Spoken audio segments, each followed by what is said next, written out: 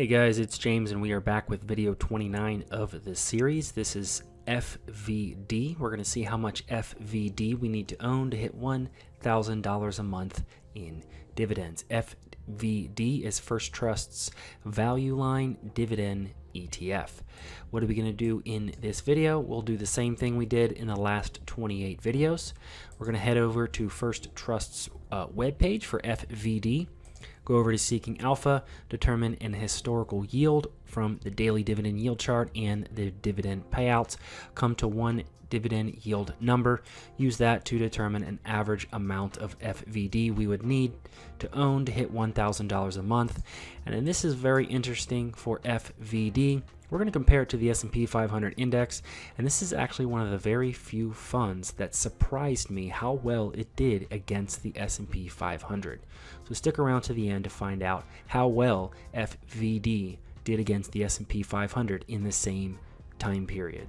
On First Trust's webpage for FVD, it is First Trust's Value Line Dividend Index Fund. So what does that mean? Well, first off, they're going to track the Value Line Dividend Index, the index description, according to the index provider. The index begins with the universe of stocks that Value Line gives a safety ranking of number 1 or 2 using the Value Line safety ranking system. Let's go over to Value Line's website and check out what their ranking of number 1 and number 2 actually means. Over on their website, they have ranking system defined, so they have 1,700 stocks that they evaluate. So out of rank 1 through 5, the FVD index, or the FVD ETF that follows this Value Line index, only chooses the stocks from number 1 and number 2 that meet the criteria for this rank. These stocks as a group are expected to be the best performers relative to the Value Line universe during the next 6 to 12 months.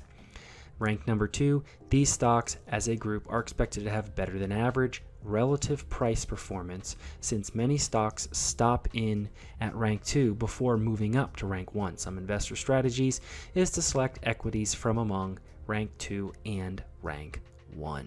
A little bit closer explanation or closer look at what this ETF is doing. From those stocks of rank 1 and 2, they select the companies with a higher than average dividend yield as compared to the indicated dividend yield of the S&P 500 stock price index. Value Line then eliminates those companies with an equity market capitalization of less than $1 billion.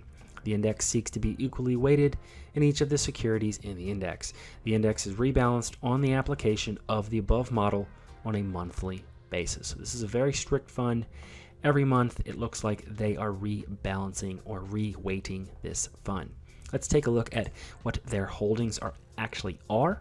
And I think it was quite, when I was looking into this fund, the top 4 holdings are actually all food companies. Lancaster Colony, Cal-Maine Foods, General Mills, and J.M. Smucker, all part of the consumer staples sector. So all the top 4 stocks in this ETF are food funds, which I thought was very interesting. As we know, this is something that will never go away. And there's always going to be a need for this no matter how bad the market crashes. And then going down the list here, there should be close to about 200 holdings here in this ETF. As you recall, rank 1 had 100 holdings that they chose, and rank 2 had, I believe it was 300 holdings. So they chose the top, it looks like top 96 out of rank 2. And remember, they dropped off any stock that had a less than a market capitalization of $1 billion. So some other popular names here, you got Johnson & Johnson, Conagra Brands, Starbucks, Hershey's, Kellogg's. You see a lot of food companies in this ETF. So let's go over to Seeking Alpha and take a look at what the dividend yield actually is and how well this ETF actually did against the S&P 500 index. I was kind of surprised at how low the dividend yield actually was, but it has been a solid dividend yield over the course of the last 5 years.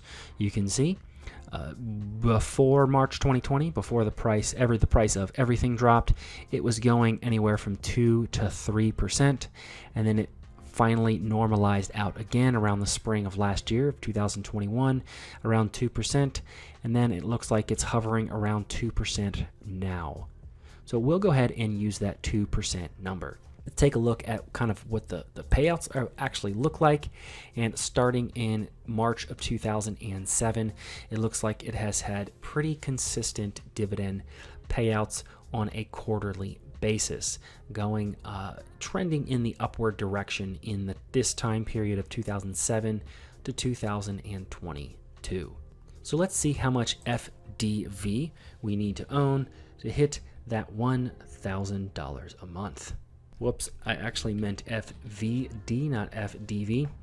FVD, 2% dividend yield. I feel very confident in that dividend yield number. We're not going to play around with these growth and contribution numbers, but if you would like to play around with these numbers on your own and change the portfolios, you can put any ticker symbol in here that is from on the Google Finance ecosystem. Anything from Apple to Microsoft, individual stocks, and ETFs. Change the growth and contribution numbers. Determine what your portfolio would look like and what type of incomes you could expect to receive. But for today's video for FVD, down here, we're taking a look at this box. You would need $600,000 worth of FVD to hit $1,000 a month. Same thing for $100 a month, $60,000 of FVD, and $3 million of FVD to hit $5,000 a month. So this is where it gets interesting for FVD. Let's compare it to the S&P 500. Over on Portfolio Visualizer, in the same time period, the blue is FVD and the red is SPY, an S&P 500 ETF. Starting in October of 2003, and if you recall, FVD did not start paying a dividend, at least as it was recorded on Seeking Alpha, until about 2007. So you can see there was quite a little bit of separation between FVD and SPY. But you go along, and in this time period it's getting close to about 19 years now.